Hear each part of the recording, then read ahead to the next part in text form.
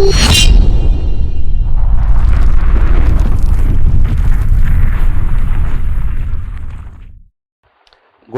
Morning to all of you. चलिए, तो आज हम अपने रिवीजन में कुछ ऐसे सेक्शंस को पिकअप कर रहे हैं जो 100% एग्जाम के लिए एक्सपेक्टेड है। मैं वही सेक्शन पिक कर रहा हूं आप लोगों के रिवीजन में इनकम टैक्स के अंदर, जो मुझे लगता है कि एग्जाम में May 23 में पक्का आएंगे। तो इसमें आज हमने पिक किया है dim dividend under section 222E। हम लोगों ने रेगुलर क्लास में भी अच्छे से किया था, लेकिन कुछ बच्चों का नहीं हो पाया या कुछ बच्चों को वहां पे कंफ्यूजन है, तो हम लोग 222E पिक कर रहे हैं। उसके बाद 222C पिक कर लेंगे, और उसके बाद किसी बच्चे का आया था कि सर स्लम से एक बार दोबारा से करा दीजिएगा, तो उसको पिकअप कर लेंगे। आज हो जाएगा तो आज कर लेंगे, तो शाम को या कल सवेरे कर लेंगे। चलिए, तो अभी हम लोग May 23 के लिए, या कोई और भी बच्चा है जो 222E रिवाइज करना चाहता है, उसके लिए हम लोग 222E की बात कर रहे हैं। चल देखो 222E है क्या। अगर हम डिविडेंड की बात करें ना, तो आपके एग्जाम में जो डिविडेंड है वो फाइनल डिविडेंड के रूप में भी पूछ सकता है, इंटरिम डिविडेंड के रूप में भी पूछ सकता है, और इनकम टैक्स का कॉन्सेप्ट होता है डिम डिविडेंड, उसके रूप में भी पूछ सकता है। देखो आज की डेट में डिविडेंड चाहे कोई भी हो, डिविडेंड चाहे कोई भी हो, सबसे इंपॉर्टेंट चीज सीए इंटरमीडिएट में यह है कि डिविडेंड चाहे आपका फाइनल डिविडेंड हो, चाहे वो इंटरिम डिविडेंड हो, या वो डिम डिविडेंड हो, आज की डेट में ये शेयर होल्डर के हाथ में टैक्स होता है स्लैब रेट से। मतलब हम डिविडेंड को नॉर्मल इनकम ट्रीट करते हैं, और ये शेयर होल्डर के हाथ में स्लैब रेट से टैक्स होगा। अगर कहीं ओल्ड बुक में या ओल्ड क्वेश्चन में आपको लिखा है कि शेयर होल्डर के हाथ में एग्जेम्प्ट हो जाएगा, 10 लाख तक एग्जेम्प्ट होगा, वो सब अब बेकार हो गया। जब आप May 23 में एग्जाम देने जाएंगे और वहां पे किसी क्वेश्चन में आएगा कि डिविडेंड है, चाहे वो फाइनल डिविडेंड है, इंटरिम है या डिम्ड है, आज की डेट में ये सब शेयर होल्डर के हाथ में टैक्सेबल होता है, अदर सोर्स में टैक्सेबल होता है, स्लैब रेट से टैक्स होता है। ठीक, चलिए, तो हमारी कहानी है आज dim dividend under section 2 subsection 22 clause ई। मैं मान के चल रहा हूं कि आपके एग्जाम में मिनिमम 2 मार्क्स का क्वेश्चन, मैक्सिमम 4 मार्क्स का क्वेश्चन यहां से आ सकता है। हमेशा से सेक्शन इंपॉर्टेंट रहा है, अदर सोर्स चैप्टर में इसका दबदबा हमेशा से रहा है बहुत सिंपल, एक बार अगर समझ में आ जाए, और ये फ्री का नंबर है। देखिए, सबसे पहली बात, जो ये कॉन्सेप्ट है ना, जो डिम डिविडेंड 222 का कॉन्सेप्ट है, ये सिर्फ अप्लाई होगा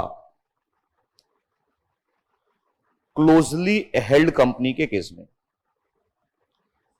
क्लोजली हेल्ड कंपनी का मतलब हम कह सकते हैं प्राइवेट कंपनी के केस में। प्राइवेट लिमिटेड कंपनी के केस में डिम डिविडेंड 222E का कॉन्सेप्ट एप्लीकेबल होता है, क्योंकि जो पब्लिक कंपनियां होती हैं, जो लिस्टेड कंपनियां होती हैं, वहां तो रेगुलेटर्स होते हैं, वहां तो कंपनी लॉ के प्रोविजन है, सेबी बैठा हुआ है, तो वहां पे इस तरीके के मैनिपुलेशंस नहीं होता। लेकिन जो प्राइवेट कंपनी है, इन लोगों के ऊपर रेगुलेटर का जो कंट्रोल है वो बड़ा कम होता है। तो लोग यहाँ पे ना कुछ माला प्रैक्टिस, कुछ गलत तरीके से प्रैक्टिसेस करते हैं जो लॉ मेकर को एक्सेप्टेबल नहीं है। तो उन्होंने कहा कि देखो, जो ये 222E है ना, सबसे पहली बात प्राइवेट कंपनी के केस में एप्लीकेबल होगा, प्लस ये कंपनी लेंडिंग बोरोइंग के बिजनेस में एंगेज नहीं होना चाहिए। Not engage in the business of, not engage in the business of lending borrowing. ये लेंडिंग बोरोइंग के बिजनेस में एंगेज नहीं होना चाहिए। अगर ये लेंडिंग बोरोइंग के बिजनेस में एंगेज है तो फिर 222 ये एप्लीकेबल नहीं होगा। मतलब 222 की एप्लीकेबिलिटी देखने के लिए सबसे पहले हमें देखना है कि क्या कंपनी प्राइवेट लिमिटेड कंपनी है, नंबर 1। दूसरा, क्या कंपनी लेंडिंग बोरोइंग के बिजनेस में एंगेज तो नहीं है, अगर वहां पे एंगेज है तो फिर 222 एप्लीकेबल नहीं होगा। तीसरा, कंपनी के पास रिजर्व सरप्लस होना चाहिए, कंपनी के पास रिजर्व सरप्लस होना चाहिए। कंपनी लोन एडवांस दे, लोन एडवांस दे किसको? एक ऐसे शेयर होल्डर को, share holder holding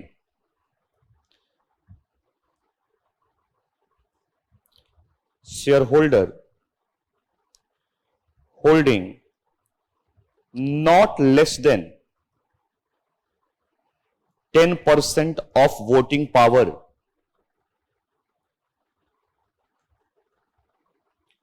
at the time of loan oblique advance। ये कुछ कंडीशंस हैं। नंबर 1, अगर हम 222E के एप्लीकेबिलिटी की बात करें तो सबसे पहले प्राइवेट लिमिटेड कंपनी होनी चाहिए। Private limited company not engage in business of lending borrowing होना चाहिए। अगर उसका काम ही लेंडिंग बोरोइंग का है तो फिर यह प्रोविजन एप्लीकेबल नहीं होगा। कंपनी के पास रिजर्व सरप्लस होना चाहिए। कंपनी लोन एडवांस दे किसको? उस शेयर होल्डर को जिसके पास at the time of loan advance at least 10% या उससे ज्यादा का वोटिंग राइट हो। और ऐसे शेयर होल्डर को हम क्या बोलते थे? सच share holder.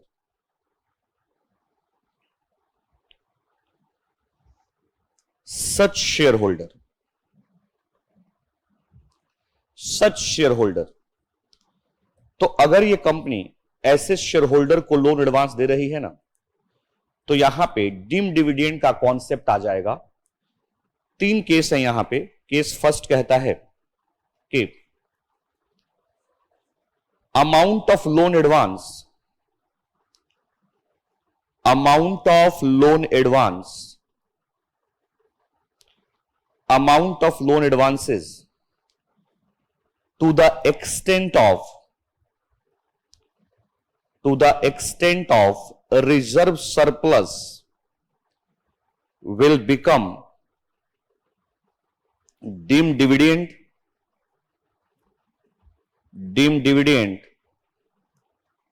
under section 222E in the hands of such shareholder, in the hands of such shareholder। बहुत ध्यान से देखिए, आपके एग्जाम में पहला क्वेश्चन तो हम लोग यहीं से एक्सपेक्ट कर रहे हैं कि पहले क्लॉज से ही आ जाए, पहले केस से ही आ जाए। अगर कोई प्राइवेट लिमिटेड कंपनी जिसके बैलेंस शीट के अंदर रिजर्व सरप्लस है, फ्री रिजर्व सरप्लस, कोई लायबिलिटी नहीं है, फ्री रिजर्व सरप्लस है, तो बताइए जो फ्री रिजर्व सरप्लस है वो पैसा किसका होता है? शेयर होल्डर का। तो शेयर होल्डर को लोन एडवांस देने की क्या जरूरत है? आप डिविडेंड दे दो ना। अगर शेयर होल्डर को पैसा चाहिए, कंपनी में उसकी शेयर होल्डिंग है, रिजर्व सरप्लस पड़ा हुआ है, तो उसको लोन एडवांस देने की क्या जरूरत है? आप उसको पैसा डिविडेंड दे दो। तो लॉ मेकर ने यह माना कि अगर तुम डिविडेंड बोल के नहीं दे रहे हो, लोन एडवांस भी दे रहे हो, तो हम उसको डिविडेंड ही मानेंगे। कहानी यह है। खैर, मैं 23 के लिए अभी कहानी जरूरी नहीं है, अभी चीजें याद कर लेना जरूरी है कि एग्जाम बहुत नजदीक आ गया है ना। एक एक सेकंड क्रूशियल है। कभी क्वालिटी स्टडी का मन ना करे तो स्कैन कर लो, आंखों के सामने से जितनी चीजें गुजरेंगी वो सब 10, 15, 20 दिन के बाद आपको याद रहेगा। तो अभी तो एक एक सेकंड काफी इंपॉर्टेंट है। तो कहता है कि देखिए, amount of loan advances to the extent of reserve surplus. अगर कोई प्राइवेट लिमिटेड कंपनी जो लेंडिंग बोरोइंग के बिजनेस में एंगेज नहीं है, अपने सच शेयर होल्डर को, यहां पे हमने सच शेयर होल्डर का कॉन्सेप्ट पढ़ा था, एक ऐसा शेयर होल्डर जिसके पास इस प्राइवेट लिमिटेड कंपनी का मिनिमम 10% शेयर हो at the time of loan advance. तो अगर कोई प्राइवेट लिमिटेड कंपनी अपने सच शेयर होल्डर को लोन एडवांस देती है तो जो लोन एडवांस है ना, to the extent of reserve surplus, dim dividend बन जाएगा शेयर होल्डर के हाथ में, और शेयर होल्डर को अदर सोर्स में वो इनकम दिखाना होगा। अदर सोर्स में वो इनकम टैक्सेबल हो जाएगी शेयर होल्डर के हाथ में स्लैब रेट से। अगर हम एक बैलेंस शीट ड्राफ्ट करके एनालिसिस करने की कोशिश करें तो देखिए, मान लीजिए बैलेंस शीट में यहां रिजर्व सरप्लस पड़ा हुआ है 15 लाख का, ठीक है, और ये कंपनी अपने शेयर होल्डर को, मान लीजिए एक शेयर होल्डर है मिस्टर एक्स, जिसके पास मान लो लोन एडवांस दिया गया, date of loan advance, date of loan oblique advances 1/10/2022, shareholder mister X holding 12% shares of, जो भी है ये XYZ private limited company. Mister X hold 12% shares of XYZ private limited company at the time of loan advance. तो देखो, अब अगर ये company mister X को लोन एडवांस दे रही है, कितने अमाउंट का, मान लीजिए 8 लाख का, 8 लाख रुपए का लोन एडवांस दे रही है, तो बताइए एक्स के हाथ में कितना डिविडेंड बना ले, 15 लाख का रिजर्व सरप्लस है, तो शेयर होल्डर के हाथ में 15 लाख रुपए तक डिम डिविडेंड बन सकता है। लेकिन क्योंकि यहां पे लोन एडवांस 8 लाख का ही है, तो 8 लाख बन जाएगा क्या, dim dividend under section 222E 8 lakh, और इस 8 लाख के ऊपर मिस्टर एक्स को टैक्स देना होगा अदर सोर्स में, ये इनकम बन जाएगी। देखिए, लोन एडवांस इनकम बन रही है, लॉजिक वही है कि आप डिविडेंड दे सकते थे, लोन एडवांस देने की क्या जरूरत थी। अगर आप लोन एडवांस दे रहे हैं तो उसी को हम डिविडेंड मान लेंगे, और ये शेयर होल्डर के हाथ में टैक्स हो जाएगा अदर सोर्स चैप्टर में, अदर सोर्स हेड में, किस रेट से, स्लैब रेट से। इससे कोई फर्क नहीं पड़ता कि जो लोन एडवांस था ये रिपेबल था या रिपेबल नहीं था। दूसरा, इससे कोई फर्क नहीं पड़ता कि इस लोन एडवांसेस के ऊपर इंटरेस्ट था या ये विदाउट इंटरेस्ट था। क्लियर है, आता है समझ में, इससे कोई फर्क नहीं पड़ता।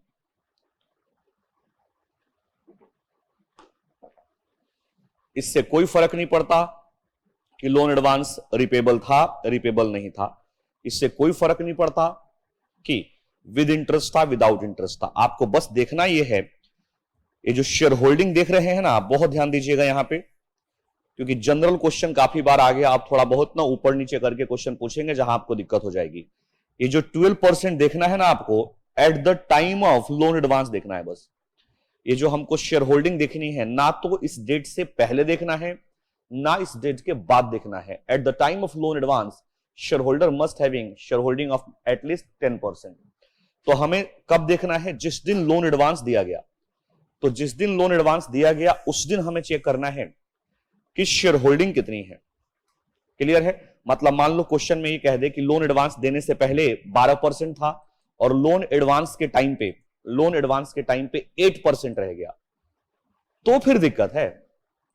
हमको जो 10% या उससे ज्यादा चेक करना है eight the time of loan advance देना है, ना तो उससे पहले ना उसके बाद, हमें बिल्कुल लोन एडवांस के टाइम पे चेक करना है। तो बिल्कुल इसको याद कर लीजिए एक लाइन में कि अगर कोई प्राइवेट लिमिटेड कंपनी जो लेंडिंग बोरोइंग के बिजनेस में एंगेज नहीं है, अपने शेयर होल्डर को लोन एडवांस दे रही है, तो loan advance to the extent of reserve surplus, provided कि रिजर्व सरप्लस फ्री होना चाहिए।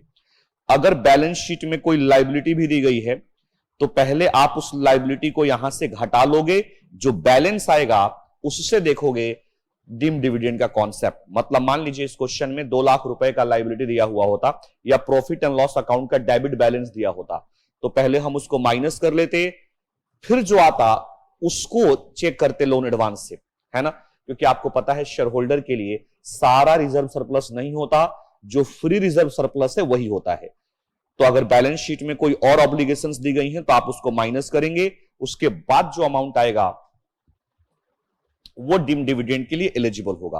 अच्छा, मान लो एक और शेयर होल्डर है, एक बार एग्जाम में ना ये भी क्वेश्चन आ गया था, एक और शेयर होल्डर है मिस्टर वाई, उसके पास भी कंपनी के 22% शेयर होल्डर हैं और उस शेयर होल्डिंग है, और उसने कंपनी से जाके 10 लाख रुपए का लोन एडवांस ले लिया। समझिए, मिस्टर एक्स के पास भी 10% से ज्यादा शेयर है, 12% है, उन्होंने 8 लाख रुपए का लोन एडवांस ले लिया, तो ये 8 लाख क्या बन गया, डीम्ड डिविडेंड बन गया। लेकिन एक और बंदा गया, उसी साल में गया और उसने 10 लाख रुपए का लोन एडवांस कंपनी से ले लिया और उसके पास भी 22% की शेयर होल्डिंग थी, मतलब वो भी सच शेयर होल्डर की कैटेगरी में आता था। अब मुझे एक बात बताइए, वाई के हाथ में कितना डीम्ड डिविडेंड बनेगा? क्या पूरा 10 लाख बना दें या आपके हिसाब से क्या होना चाहिए, बताएं बताइए। देखो 15 लाख टोटल रिजर्व सरप्लस था, 8 लाख आप ऑलरेडी एक्स के हाथ में बना चुके हो, तो जितना बच गया ना 7 लाख, लोन एडवांस चाहे आपने 10 लाख ही क्यों ना दिया हो, लेकिन अब रिजर्व सरप्लस बचा कितना है, 7 लाख। तो ये जो 7 लाख है ना, यही डिम डिविडेंड बनेगा शेयर होल्डर के हाथ में। ज्यादा से ज्यादा मुश्किल क्वेश्चन करेंगे तो यही डाल देंगे, या तो आपके बैलेंस शीट में कोई लायबिलिटी डाल देंगे, तो ध्यान रखना है लायबिलिटी को हटा के तब चेक करना है। प्रॉफिट एंड लॉस अकाउंट का कोई डेबिट बैलेंस दे देंगे, उसको हटाने के बाद देखना है। अगर एक से ज्यादा सच शेयर होल्डर हैं और सबको लोन एडवांस दिया गया है, तो जिसको पहले दिया गया वो माइनस करते चलेंगे, और जहां तक रिजर्व सरप्लस एग्जॉस्ट नहीं हो जाता वहीं तक डिम डिविडेंड बनाएंगे। उससे ज्यादा तो हो ही नहीं सकता, रिजर्व सरप्लस से ज्यादा तो हो ही नहीं सकता, सवाल ही नहीं उठता। ठीक है बच्चों, चलिए, तो ये आपका फर्स्ट पार्ट था। देखिए अब बुक से पढ़ लेते हैं, क्योंकि मैंने कॉन्सेप्ट आपको समझा दिया तो जल्दी से हो जाए। आइए देखिए, सेकेंड वॉल्यूम के पेज नंबर 4.4 पे ये प्रोविजन दिया हुआ है। बुक रखने की जरूरत नहीं है अभी, आप स्क्रीन पे भी देख सकते हो, और अगर बुक आपके पास है तो फटाक से ओपन कर लीजिए। सेक्शन 2 सबसेक्शन 22 क्लॉज ई। देखो, this section is applicable only in case of closely held company, that is companies in which public are not substantially interested. This section is not applicable to those closely held company who are engaged in the business of lending and borrowing. बिल्कुल सही बात है, lending borrowing के business में है तो इनका काम ही लोन एडवांस देना है, तो वहां पे कॉन्सेप्ट नहीं लगेगा। अब देखो क्या कहता है, loan and advances given under following 3 cases. 222E में 3 केसेस हैं और तीनों में से कोई भी एग्जाम में आ सकता है। Loan and advances given under following 3 cases would be deemed as dividend only to the extent of company possesses accumulated profit, excluding capitalized profit. अगर आपने अपने रिजर्व सरप्लस में से कुछ बोनस शेयर दिए हैं उसको हटा लेना है। फ्री रिजर्व बोला मैंने आपको, मतलब मान लीजिए आपने रिजर्व सरप्लस को हटा के कुछ बोनस शेयर दिए हैं आपने, तो उसको माइनस करके देखना है। जैसे मान लो कहे कि 15 लाख रुपए का रिजर्व सरप्लस था, जिसमें से 2 लाख रुपए आप बोनस के रूप में शेयर होल्डर को डिस्ट्रीब्यूट कर दिया गया है, तो डिम डिविडेंड के लिए हम 13 लाख लेंगे, जितना कैपिटलाइज कर दिया है आपने उसको छोड़ देंगे। ठीक है, आइए देखिए फर्स्ट केस क्या कहता है। Any payment by a closely held company that is private limited company of any sum by way of loan and advance to a share holder being the beneficial owner of shares holding not less than 10% of voting power in the closely held company as on the date of loan advances is given. अगर loan advance के time पे उस share holder के पास 10% या उससे ज्यादा की share holding है, तो शेयर होल्डर के हाथ में वो loan and advance to the extent of reserve surplus dim dividend बन जाएगा। देख लीजिए कंसेक्वेंस क्या होगा इसका। Loan advances given to such shareholder will be treated as deemed dividend in the hands of shareholder to the extent company possesses accumulated profit. Example देख लें, ABC Private Limited, a closely held company, accumulated profit 20 lakhs, out of which 5 lakhs has been capitalized. तो बताइए 20 lakhs का accumulated profit था, 5 lakh capitalise कर दिया, तो बताइए फ्री कितना बचा? 15। Mister A, a share holder holding 12% of total share of ABC private limited throughout the year, मतलब ये शेयर होल्डर क्या हो गया? Such share holder. ABC private limited provide loan of 18 lakhs to A. In this situation 15 lakhs shall be deemed as dividend. I hope आपको clear हो गया होगा। बताइए, थम्स अप दीजिए, कंफर्म करिए हो गया तो आगे चले जल्दी से, टाइम वेस्ट नहीं करें। चलिए, अगर क्लियर है तो, फर्स्ट पार्ट क्लियर है तो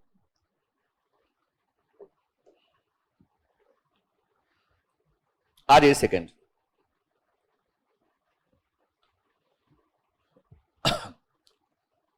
सेकेंड से पहले थर्ड करेंगे, फर्स्ट और थर्ड में लिंक है। आओ देखो थर्ड केस।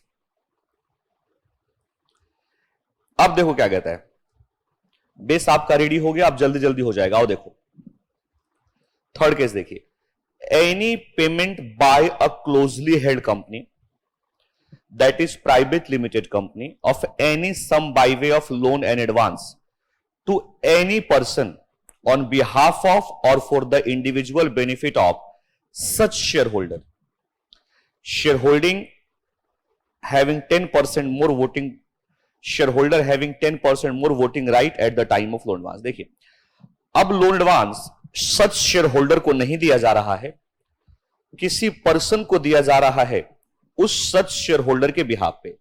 एग्जाम्पल में समझ लेते हैं। देखो जैसे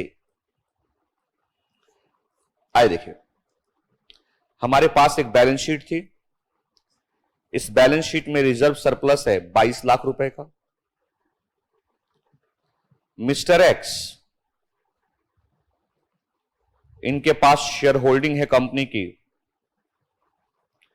24%। अब मिस्टर एक्स कह रहे हैं किसको? मिस्टर ए को कि भाई तू मेरे बिहाफ पे कंपनी से लोन एडवांस ले ले, मैं बोल दूंगा, मैंने कंपनी को कह रखा है। अब मिस्टर ए ने जाके 12 लाख रुपए का लोन एडवांस कंपनी से ले लिया on behalf of such share holder, on behalf of such shareholder, on behalf of such shareholder। तो अब देखिए थर्ड केस क्या कहता है कि सुनिए, चाहे सच शेयर होल्डर लोन एडवांस ले या उसके बिहाफ पे कोई और ले या वो अपने बिहाफ पे किसी और को दिलवा दे, डिम डिविडेंड तो शेयर होल्डर के हाथ में ही बनेगा। तुम लो या तुम्हारे बिहाफ पे कोई और ले, बात तो एक ही है।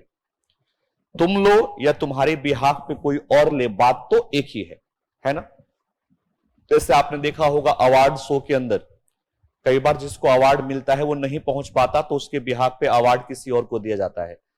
तो क्या जिसको दिया जाता है उसका हो जाता है? वो नहीं, जिसके लिए है उसी का होता है। तो देखिए थर्ड केस क्या कह रहे हैं, any payment by a closely held company that is private limited company of any sum by way of loan and advance to any person on behalf of or individual benefit of such shareholder। मतलब face किसी और का है लेकिन फायदा तो वही ले रहा है ना। तो बताइए इस केस में भी डिम डिविडेंड किसके हाथ में बन जाएगा? शेयर होल्डर के हाथ में बन जाएगा। बेटा देखिए, loan advances given to such person will be treated as deemed dividend in the hands of such shareholder। such shareholder directly loan advance ले या उसके बिहाफ पे कोई और ले, बात एक ही है। such shareholder के हाथ में deemed dividend बन जाएगा to the extent company possesses accumulated profit। Example देख लीजिए, ABC limited, ABC private limited, a closely held company, accumulated profit 10 lakhs out of which 3 lakhs has been capitalized। तो हमारे लिए 7 lakhs है।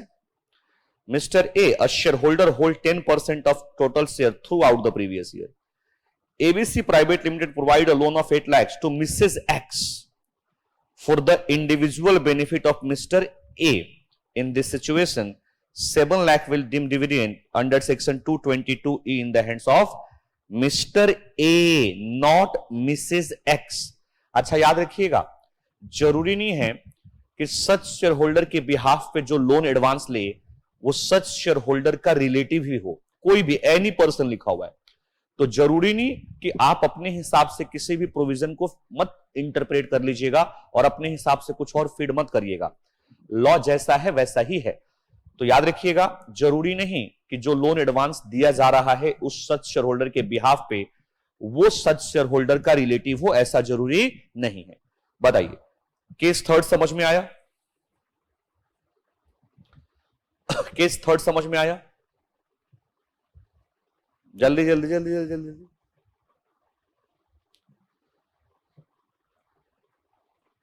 क्योंकि अब मैं चाहता हूं कि यहां पे अब बैठने के बाद जो आप चीजें पढ़ लें उसको फिर दोबारा रिवाइज करने की जरूरत ना पड़े आपको। बताइए, सेकंड क्लियर है? थर्ड केस क्लियर है आपका?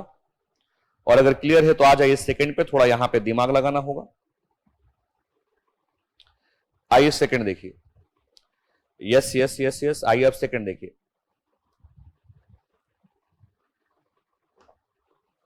सेकंड देखिए,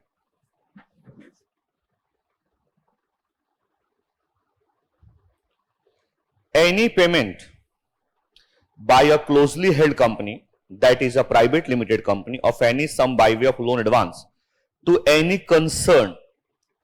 अब देखो, लोन एडवांस किसी बिजनेस कंसर्न को दिया जा रहा है। वो कंसर्न हिंदू अनडिवाइडेड फैमिली हो सकती है, पार्टनरशिप फर्म हो सकता है, कंपनी हो सकती है, एओपी बीओआई हो सकता है।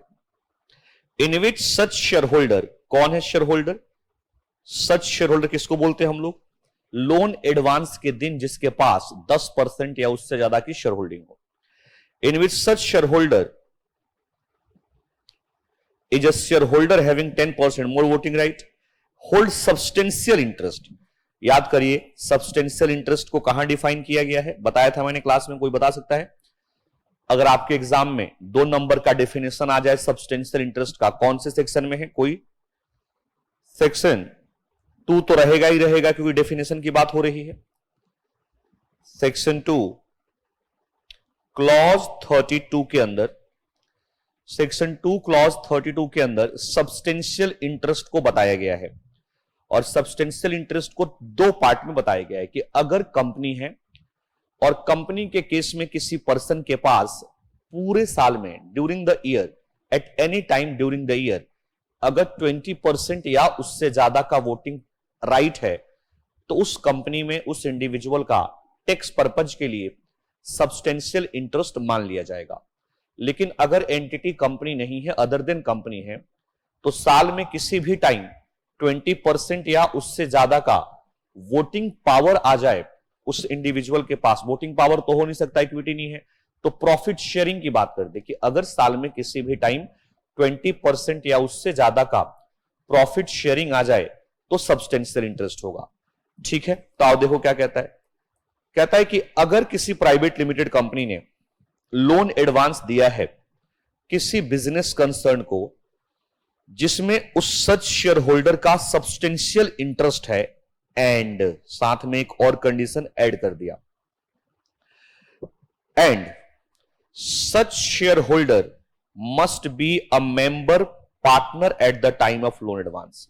कहता है सब्सटेंशियल इंटरेस्ट तो साल में कभी भी हो, लेकिन जिस दिन लोन एडवांस दिया गया उस कंसर्न में एटलीस्ट ये मेंबर या पार्टनर जरूर रहे।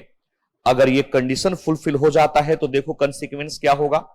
Loan advance given to concern will deem dividend in the hands of, याद रखिएगा फ्लो में यहां पे भी सच शेयर होल्डर नहीं बोलना है, फ्लो में यहां पे सच शेयर होल्डर नहीं बोलना है, यहां पे कंसर्न के हाथ में डिविडेंड बनेगा। याद रखिएगा, 2 में शेयर होल्डर के हाथ में डिम डिविडेंड और एक केस में उस कंसर्न के हाथ में। आइए देखिए, एक डायग्राम से समझ लेते हैं, जल्दी से समझ में आ जाएगा। आइए देखिए, एक प्राइवेट लिमिटेड कंपनी है, मान लीजिए ABC प्राइवेट लिमिटेड कंपनी है। इनके पास रिजर्व सरप्लस है 30 लाख का, इनके पास रिजर्व सरप्लस है 30 लाख का। इन्होंने लोन एडवांस दिया 1722 को PQR लिमिटेड को, लॉ में लिखा है एनी कंसर्न, मैंने एग्जांपल ले लिया। हमें सबसे पहले देखना है कि 1/7/2022 को इस प्राइवेट लिमिटेड कंपनी का 10% और उससे ज्यादा शेयर किसके पास है। मान लो मिस्टर क्यू हैं, इनके पास इस कंपनी का 15% शेयर होल्डिंग है, प्लस इनका सब्सटेंशियल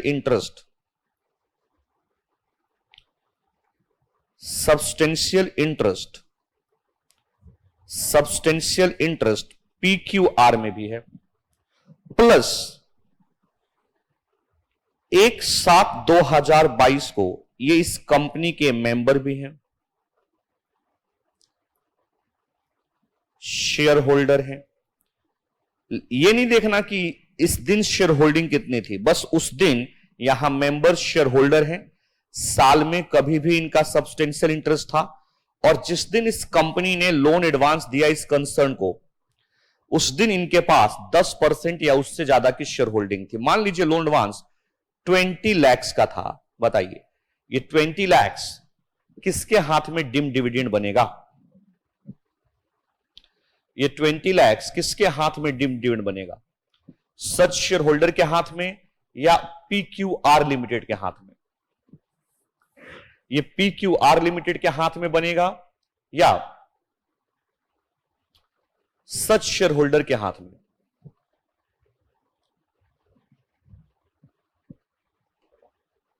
जल्दी बताएं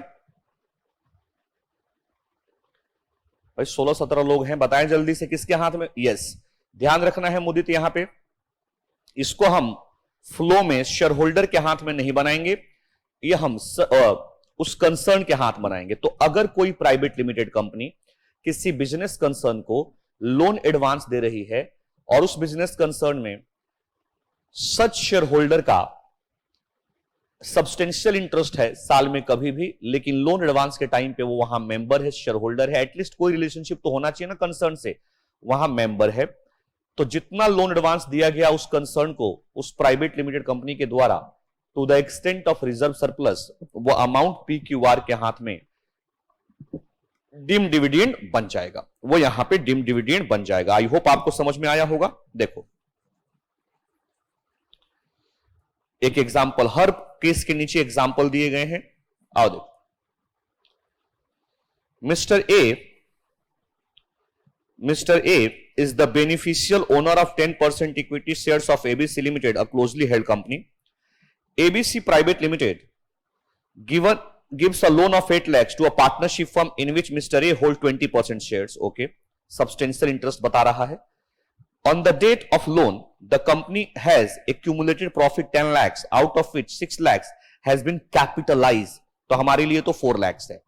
In this situation, amount of 4 lakhs shall be deemed dividend under section 222E in the hands of partnership firm. आता है समझ में?